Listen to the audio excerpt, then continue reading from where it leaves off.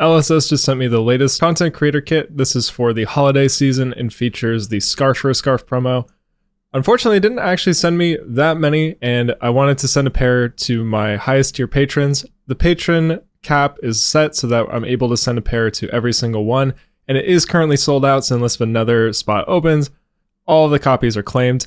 However, I do have one extra that I'm going to raffle off in the video, so just leave a comment down below about your favorite thing about Flesh and Blood. That's all. Enjoy the video. Hey everyone, just got back from my local 1K playing Jarl. I want to give a shout out to the store, Mindful Games in Tacoma. If you're in the Pacific Northwest region and you ever want to come down for a 1K, they do run a series. And so if you're in that Seattle, Tacoma area, you know, I totally would come and play. It's really fun.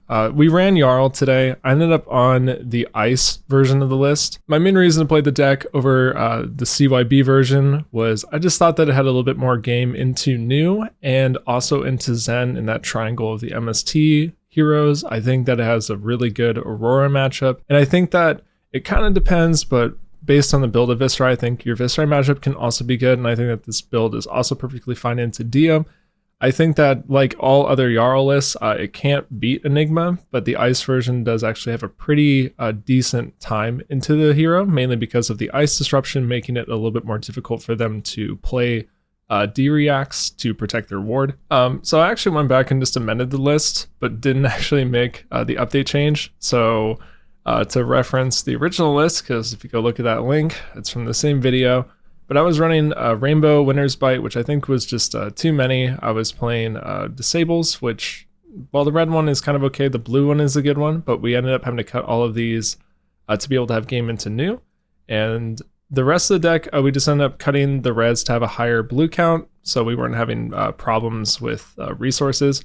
And in terms of the sideboard's a little bit different because, as you can see here, we were playing a Rouse package, and I ended up having to cut the Rouse package because of New. For instance, like in this example game, we ended up getting blasted by a New because she was able to just rip 2 of our blue powers, like our blue 8 power attacks, and that's all it took for us to lose a game on the spot out of nowhere after being in a very solid lead the entire game. You would not imagine that I actually lost that game, but we did. The difference is that this list replaced all the blues with pretty garbage blues, but specifically for New. So in this situation, you just win the game instead. And in my testing games up to the event, I was beating New pretty consistently. We'll get into what happened. I have a tournament recap for the day, but yeah, the idea is that we play the same list, we increase our blue count a little bit, and we swap out the blues for a bunch of non-attack blues. These obviously are so that New can't really play them very efficiently most of the time. And they're like pretty good conversions sometimes, because the biggest thing about why we wanted good blues in this version of the list was this list naturally will tempo out your opponent. You're going to have turns where your opponent's going to be able to do nothing except block out and pass. Specifically when you do something like, you know, Ice Quake on a Frostfang or a CNC, or you pummel one of these cards, your opponent's is probably going to arsenal and pass back. And if you draw all blues, your blues have to be good or else you'll lose the game. So that's why we're playing things like Rouse and the 8 powers. And so we try to keep the same philosophy by finding good blues that, you know, kind of convert somewhat okay. A really weird inclusion last minute was actually Emerging Avalanche, and I actually like it. I actually thought it was a good card. The whole point is that when you draw 4 blues, if they're going to be cards like this, at least you can fuse with your Ice card to give them a Frostbite, carry over the +1, and then, you know, do something else with the rest of your hand, like the other remaining cards. So you can go like Emerging, Send Sledge with all of your blues. Or like in one game today, I went Emerging into Hypo Pass, so you can go like Emerging in a Winter's Bite, Swing Sledge. You get the idea, right? There's plenty of stuff you can do. The fact that it has Go Again means it converts pretty well. So you can, you know, fuse with Crumble and then play your Crumble, or fuse with your CLF, play your CLF. We have Truce mainly as just like turn 1 equity.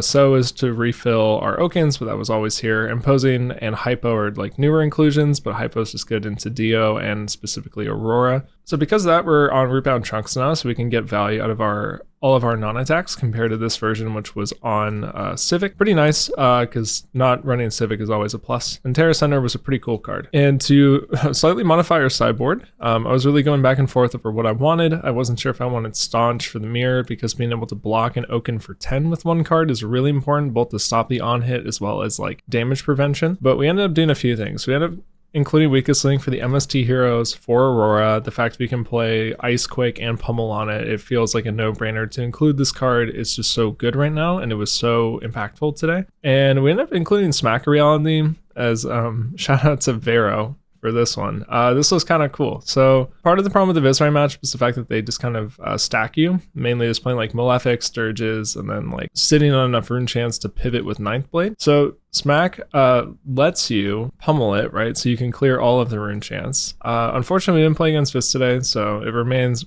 pretty much untested. 13 is pretty hard for Vis to block out sometimes, having all 2 blocks if you whittle down the armor before committing to this as well, or if you're able to pair it like going Crumble into Smack of Reality. It's pretty easy too, because you just put the Smack in the matchup in your arsenal or your Pummel, and you just wait until you find the other half of it. We had a 1-up snag for Noom. I think we maybe could have included more, but my main idea was that I just want to be able to stop one Bond turn with snag. They don't really resolve all 3 copies against you, especially not on a list like this where they end up having to block a lot more than they would like to. So I'm mainly just trying to play around like shutting off one Bond turn, or like maybe one Justin Nick, and snag is what I wanted. I maybe could have included more. Like if I knew today I wasn't going to play against any Vis and I was going to play against New, like yeah, obviously we're going to play 3 copies, but that was just how I split this up. And then also for New and for some of the aggro heroes, we're playing the combination of Stomach plus Stalagmite. Stalagmite lets you shut off some of New's turns and also block more often with equipment against the daggers, which is pretty good. Like if you're able to not have to commit a card to block Mistblade more often, it's usually a benefit. Sync was against 4 breakpoint style decks, so like Dio, Aurora, and also good against like assassins as well. E-Strike, you played in the mirror, you played in the decks where you're worried about fatigue or where you're going second and you want to hand convert for damage.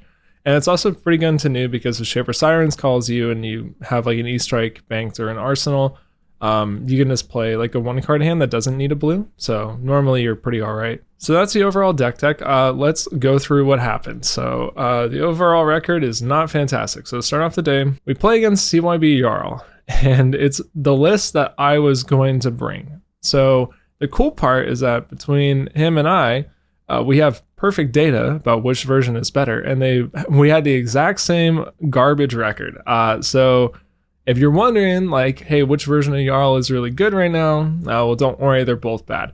So we play the mirror round 1. I know instantly I have lost the game because this deck has really bad card economy. It has no good blue powers to actually like present damage in the end game. And like you play Winter's Bite and you just trade like a card, but not really a card from your opponent because they're just going to pitch blue and keep a card in deck. So like this deck in terms of like equity against fatigue, like really sucks. Like your main goal is you're just going to play your Oakenolds and then Sotomorrow them back in. That's assuming you have tempo and they're like blocking you out all the time. So if they're doing that, then you have like perfect rain to play all, like 6 copies of your Oakenold, ideally, which can be okay, but against CYB, it doesn't matter. So I swing Sledge on turn 1. I don't draw Crumble or anything. He blocks 6 and plays CYB on the turn 0. So the game is pretty much over. I, out of politeness, let him clobber me for like 40 minutes. I think the game was like 40-6 at one point. It is horrendous. I am not able to really present any sort of damage, mainly just because there are so many D-reacts, like red and blue staunch. Like it was just terrible. It was terrible. And also going second is really big for this deck, just because it lets you put the gas pedal on immediately. So being denied second in that matchup was also really bad. So that was a wash. So round 2, we play against Cecilio. That game was actually really fun. Shout out to that person if you're watching. We only have AB1 in the sideboard. I just wasn't really considering Wizard.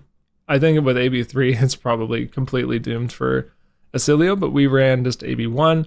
We got to go second though, which was pretty nice. We ate some Arcane on turn 0, but we played like a pretty standard tempo game where we just like always presented disruption every single turn. So like the Cecilio is never really able to actually play like a full undisrupted 5-card hand. And then also we have Stalagmite as well. Also, of course, we're going to side in something like Weakest Link and just replace it like with Spinal or Mangle. I can't remember exactly what cut I made. I think the cut was I cut the Mangle for the Weakest Link because they don't really block their equipments too much until they're about to pop off. Now, what happened was they blocked the boots mid-game, which let me actually frozen to death them before the Sigil turn, like a Brilliance. So before the big combo turn, they had no Greaves, so like we were pretty in the clear. And then on the combo turn, we were really patient and we saved Stalagmite plus a Blizzard in Arsenal. So we were able to basically shut out the entire combo and then just tempo the game out from there. Round 3 we play against Zen. The theory is that this deck is able to aggro out Zen pretty effectively, and that's a bigger difference than playing something like CYB where they have full reign to just slam all their cards into you. You're able to disrupt pretty frequently, and that matchup is pretty interesting. I'm trying to still wrap my head around if I made a mistake. There was something that played out at the end where, to spoil it, I just got hit with a bunch of Cosmics. Even though this deck was aggressive, the Zen deck is able to actually play pretty defensively, so they're able to like kind of chip your life total down and then just block out till they're able to play Cosmic. At least that's how our game went. Cosmic was insane. I took like 35 damage in total between the Cosmics that were played against me. So it was like so hopeless. But something that was interesting was at the very end, during the last turn of the game, he was going to use Traverse to go get the Chi to play the Cosmic. And I had saved my final pummel with Tunic up to find like a good disruption window. So it was a weakest link, but in my hand was an Icequake. And what was really interesting is if I had played the Icequake on the weakest link, the one Frostbite means that he can't actually play the Cosmic.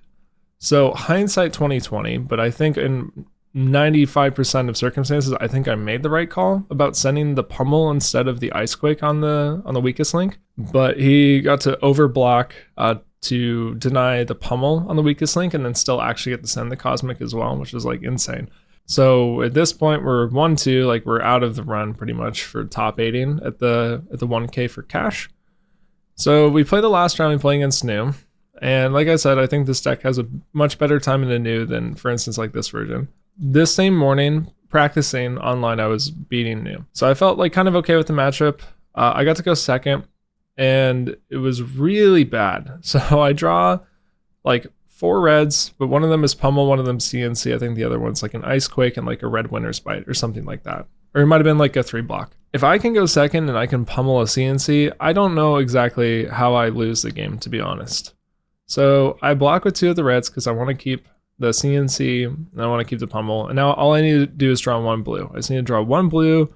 And it doesn't matter if the last card's a red or not, like we have our 4 resources. I draw a second pummel and then like another red card. So the game feels like it's already completely doomed. So I just send CNC. This list has pretty much unplayable blues for New. The only exception is that blue Winter's Bite is a very good card that New can obviously recur against you. I think it was like around like turn 2 or turn 3, he blind news like just to rip a card off the top just because like had a Chi was just the line that was available. Hits blue Winter's Bite, of course. So we like are playing pretty much behind the entire game. It's really bad.